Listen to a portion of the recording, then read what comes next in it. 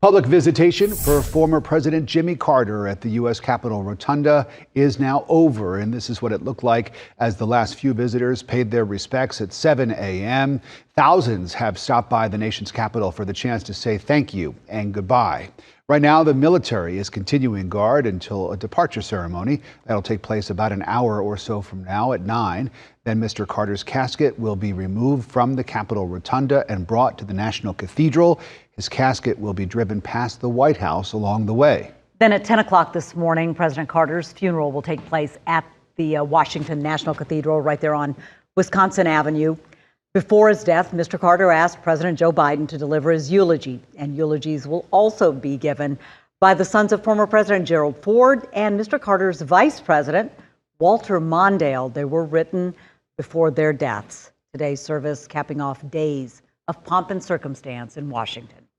And then after the national funeral service in Washington, former President Carter will be flown back home to Georgia one last time to be buried. Atlanta News First Sarah Hammond is live right now in Plains. Sarah, undoubtedly it's going to be an emotional day for so many people there who not only knew President Carter as president, but they knew him his entire life as a friend.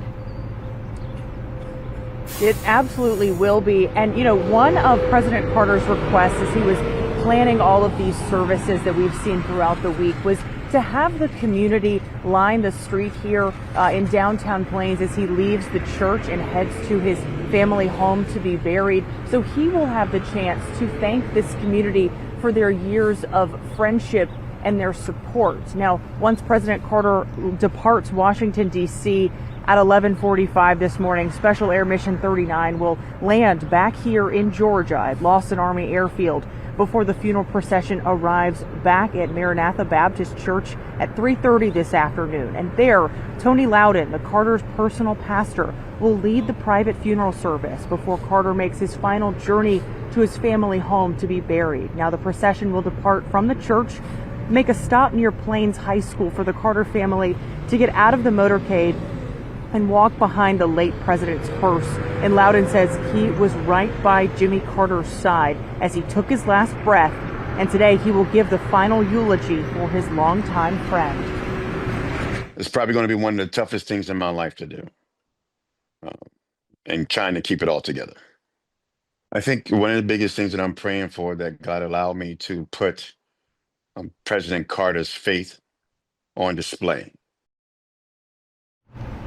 And as that final procession moves through Plains, they will be joined by law enforcement agencies with long-standing ties to the late president. They will also be joined by Carter's 6 caregivers, his hospice nurse, and his personal physician. So today is going to be full of people who meant so much to President Carter throughout his life. Live in Plains, Sarah Hammond for Atlanta News First. Sarah, thank you. Atlanta News First is going to bring you continuous live coverage of President Carter's services today in a special report that begins in about 50 minutes at 9 this morning. And then join us for live team coverage at noon as Mr. Carter makes his way back to Georgia. You can watch anywhere you stream, including Roku, YouTube, and Apple TV+.